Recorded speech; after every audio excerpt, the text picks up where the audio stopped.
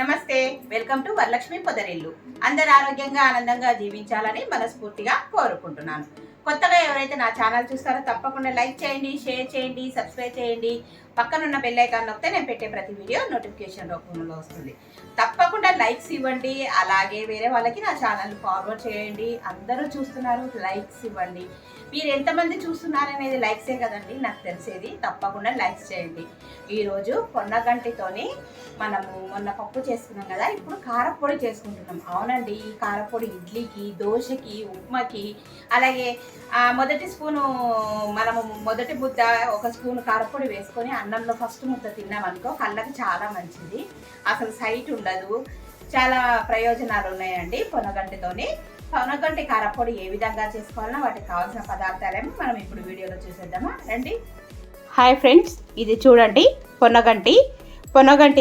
కళ్ళకు చాలా మంచిదండి. ఈ పొన్నగంటి కూర రెగ్యులర్గా తినడం వల్ల మనకు కంటి చూపు చాలా మెరుగుపడుతుంది. Calcium, vitamins, minerals, manganese, potassium ఇవన్నీ చాలా ఎక్కువగా ఉంటాయండి. చాలా మినరల్స్ కల ఈ పొన్నగంటి ఆకుతూ మనం ఈరోజు పొన్నగంటి కారపొడి చేసుకుందామండి. ఇడ్లీలోకి, దోశలోకి, అలాగే అన్నిట్లోకి వేడివేడి అన్నంలో ఒక ముద్ద పొన్నగంటి కారపొడి వేసుకొని తింటే మనకు ఎంతో కళ్ళకు మంచిది, చలువ కూడానండి. ఈ పొన్నగంటి కారపొడి ఎలా చేసుకోవాలో మనం ఇప్పుడు వీడియోలోకి వెళ్ళిపోదాం. ముందుగా ఫ్రెష్గా కడిగి పెట్టుకున్న పొన్నగంటిని ఒక టవల్ వేసి ఆరబెట్టుకోవాలండి. కొద్దిగా ఆరబెట్టుకుంటే మనకి ఇది కారపొడి కదా, పచ్చిగా ఉండకూడదు. ఫ్యాన్ గాలికి కానీ నీడకు కానీ ఆరబెట్టుకుందాం. పొన్నగంటి కారపొడికి కావాల్సిన పదార్థాలు ఇప్పుడు చూద్దాం రండి. ఇది పొన్నగంటి ఆకు శుభ్రంగా కడిగి ఒక రోజంతా రాత్రి క్లాత్ మీద వేసి పెట్టాలండి. ఇలాగా ఉండాలి, ఎందుకంటే మనం కారపొడి చేసుకుంటున్నాం, ఎలాంటి తడి లేకుండా ఉండాలి. అట్లా తడి లేకుండా ఉంటేనే చాలా రోజులు మనకు ఒక 1 మంత్ కానీ 3 months వరకు నిల్వ ఉంటుంది. ఒక 1 month కానీ ఈ పొడి అన్నిట్లో వేసుకుంటాం కనుక తొందరగానే అయిపోతుంది. ఇవి చూడండి, శుభ్రంగా నిన్న కడిగి చూపించాను కదా. పొన్నగంటి ఆకు ఇలాగా డ్రై అవ్వాలి. దానికి తోడుగా ఒక గుప్పెడు కరివేపాకు తీసుకున్నాను. చూడండి, పట్టుకుంటే గుప్పెడే. తర్వాత ఒక 20 ఎండుమిర్చి, నువ్వులు, ఒక కప్పు ధనియాలు, ఒక 2 టేబుల్ స్పూన్ల జీలకర్ర, కొద్దిగా చింతపండు, ఉప్పు, మినపప్పు ఇవన్నీ కావాలండి. ఇవన్నిటిని మనము దోరగా నూనె వేసి వేయించుకుందాం. ముందుగా స్టవ్ వెలిగించుకొని ఒక ప్యాన్ పెట్టేసుకొని కొద్దిగా నూనె వేద్దాం. ఒక 2 drops నూనె వేసేసి వేడైన తర్వాత ఎండుమిర్చి వేయించుకుందాం. మొదటగా ఎండుమిర్చి వేయించుకుందామండి. కొద్దిగా చిమ్మి ఆన్ చేస్తాను, ఎందుకంటే ఎండుమిర్చి ఘాటు ఉంటుంది కనుక ఇది దోరగా నూనెలో వేయించుకోవాలి.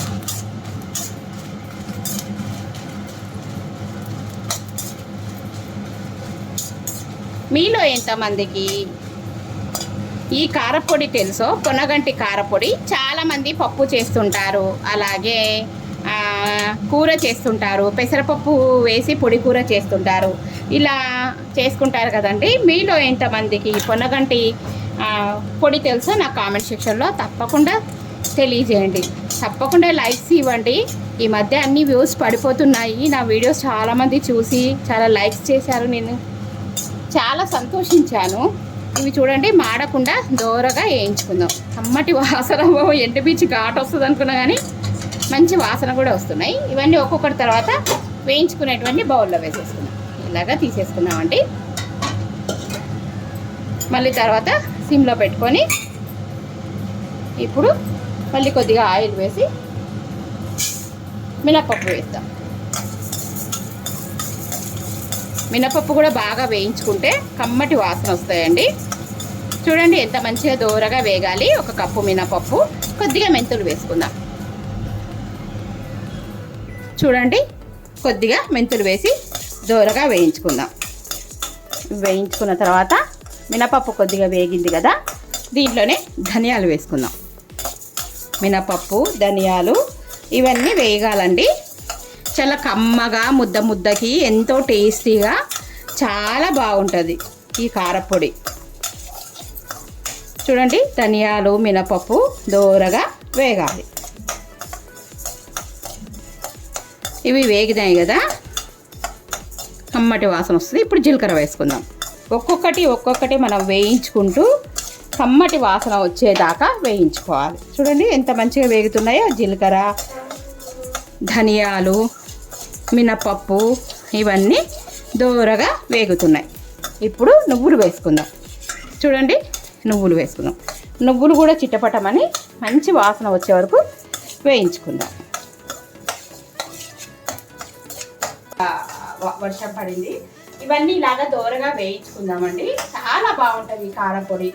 నాకు రకరకాల కారపొడులు తెలుసు. మునక్కాయ కారపొడి, అలాగే కరివేపాకు కారపొడి చేస్తున్నాను, మన ఛానల్లో ఉంది, మీరందరూ చూసే ఉంటారు.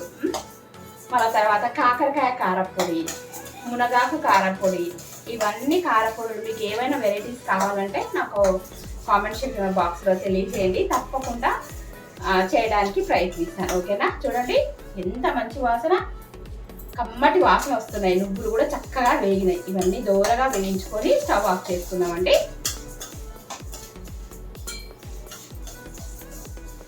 సౌండ్ వస్తున్నాయో నువ్వులు, ధనియాలు ఇవన్నీ చూడండి ఎంత చక్కగా ఎగురుతున్నాయి. ఇలాగా దోరగా వేయించుకోవాలి. ధనియాలు కానీ, నువ్వులు కానీ, మినపప్పు కానీ, ఏవే కానీ అస్సలు మాడకూడదు, టేస్ట్ మారిపోతుందండి. ఇప్పుడు మనము స్టవ్ దించేసుకొని దీనికి ఒక ప్యాన్ పెట్టేసుకొని కొద్దిగా ఆయిల్ వేసేసుకొని ఇప్పుడు ఇది వేయించుకుందాం. ఈ పొనగంటి ఆకు వేయించాలి. ఇలాగ చిటపటమనాలి. చూసారా?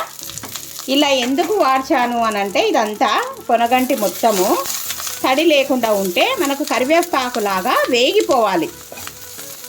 చూడండి ఎంత మంచిగా దగ్గర అయిందో. కరివేపాకులాగా చిటపటమని వేగిపోతే అస్సలు తడి ఉండకుండా ఉండాలి.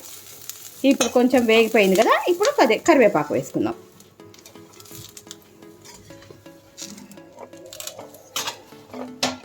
ఈ కరివేపాకు కూడా బాగా చిటపటమని వేయించుకుందాం. చూడండి కరివేపాకు, పొనగంటి ఆకు ఇలాగా క్రిస్పీ అయ్యే వరకు వేయించుకోవాలి. దీంట్లోనే ఒక నిమ్మకాయ సైజ్ అంతా కొద్దిగానండి, ఒక 2 రెబ్బలు చింతపండు, ఇది కూడా వేయించుకుందాం. పుల్ల పుల్లగా, కారం కారంగా, భలే కమ్మగా, టేస్ట్గా చాలా బాగుంటుందండి ఈ కారపొడి. మీకు ఇప్పుడు నేను దోశ వేసి కూడా చూపిస్తాను అన్నట్టు. ఇదంతా చల్లగా అవ్వాలి, ఇంకా ఫ్రై అవ్వాలండి, కరకరమనాలి. కరివేపాకు అలాగే పొనగంటి.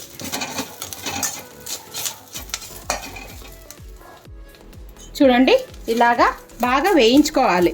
కరివేపాకులే కానీ, పొనగంటిలో కానీ ఎలాంటి మాయిశ్చరైజర్ తడి లేకుండా ఇలాగ వేయించుకోవాలి. ఇది పూర్తిగా చల్లగా అవ్వాలండి ఇదంతా.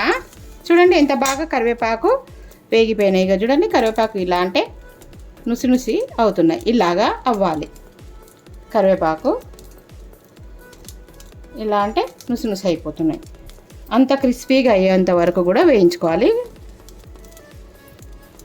చూడండి ఇలాగ ఇంకా మొత్తం తడి లేకుండా వేయించుకుంటే మనకు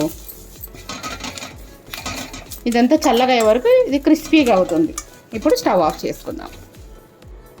చూడండి వేయించుకున్న ఎండుమిర్చి, ధనియాలు, అలాగే నువ్వులు, మినపప్పు ఉంటే శనగపప్పు కూడా వేసుకోవచ్చు. నేను శనగపప్పు వేసుకోలేదండి, మా వారికి ఇష్టం ఉండదు, అందుకోసానికి జీలకర్ర, కొద్దిగా మెంతులు ఇవన్నీ వేసాను. ఇవి కూడా కాలుతున్నాయి. చల్లగా అయ్యేంత వరకు వెయిట్ చేద్దాం. పొడి చేసుకోవాలి కదా. చూడండి ఇప్పుడు చల్లగా అయిపోయింది. ముందుగా ఒక మిక్సీ జార్ తీసుకొని ఇందులోకి ఎండుమిర్చి వేసేసుకుందాం.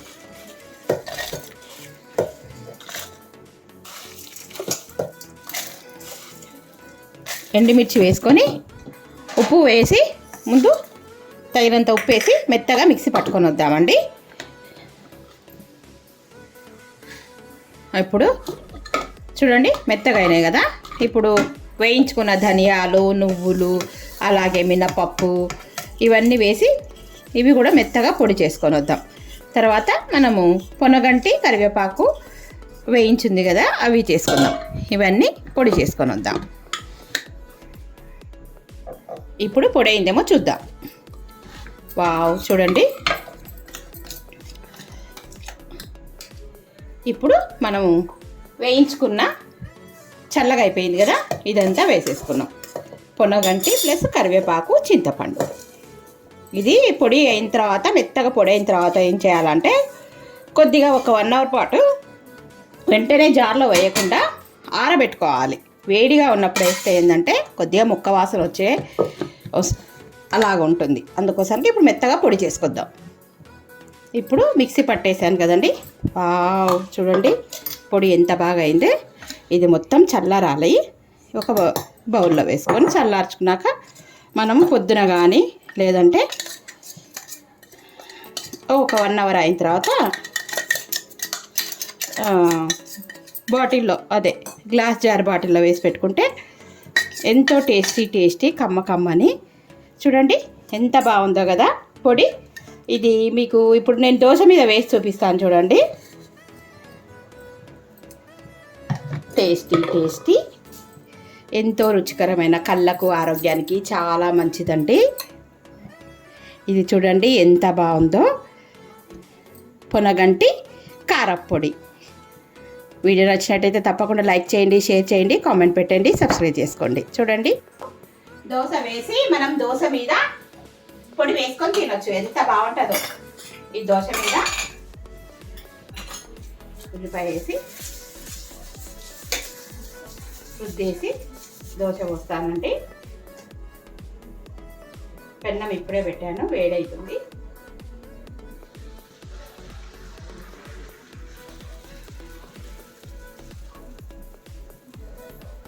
కొద్దిగా కాలిన తర్వాత మనం పొడి వేసుకుందాం. ఇప్పుడు దోశ పైన మనము కారపొడి వేసుకుందాం. కమ్మగా ఉంటుందండి. ఉప్మాలోకి కూడా చాలా బాగుంటుంది. ఇడ్లీకి, దోశకి, ఒక ముద్ద వేడి అన్నంలోకి నెయ్యి వేసుకొని ఇది తింటే చాలా బాగుంటుంది. ఇప్పుడు ఆయిల్ వేసి బాగా ఎర్రగా దోశను కాల్చుకుందాం. ఎంత బాగుందో కదా. మీకు నచ్చిందా? నచ్చినట్టయితే తప్పకుండా లైక్స్ ఇవ్వండి. అలాగే మా ఛానల్ని వేరే వాళ్ళకి తప్పకుండా ఫార్వర్డ్ చేయండి. ఎంత సూపర్గా వచ్చింది కదా. కమ్మనైన పొనగంటి పొడితోని కారం దోశ. చూడండి పొనగంటి కారప్పొడి. ఇది ఇడ్లీకి, దోశకి, అలాగే ఉప్మాకి, వేడి అన్నంలో ఒక స్పూన్ పొడి వేసుకొని ఒక ముద్ద తిన్నామంటే కళ్ళకు చాలా మంచిదండి. సైడ్ కూడా రాకుండా ఉంటుంది. ఇలాంటి కారప్పొడి మీకు మరెన్నో తెలిసినట్టయితే నాకు కామెంట్ సెక్షన్లో తప్పకుండా తెలియజేయండి.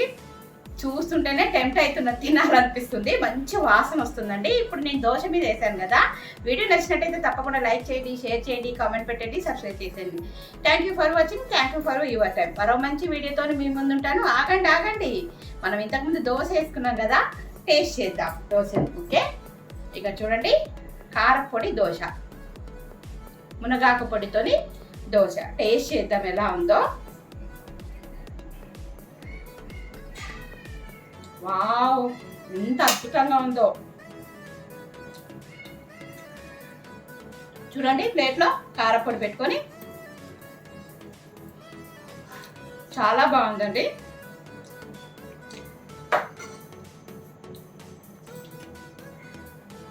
మీరు ఈ కారపొడి చేసుకొని తిని ఎలా ఉందో నా కామెంట్ సెక్షన్లో తప్పకుండా తెలియజేయండి. ఉంటానండి, బాయ్.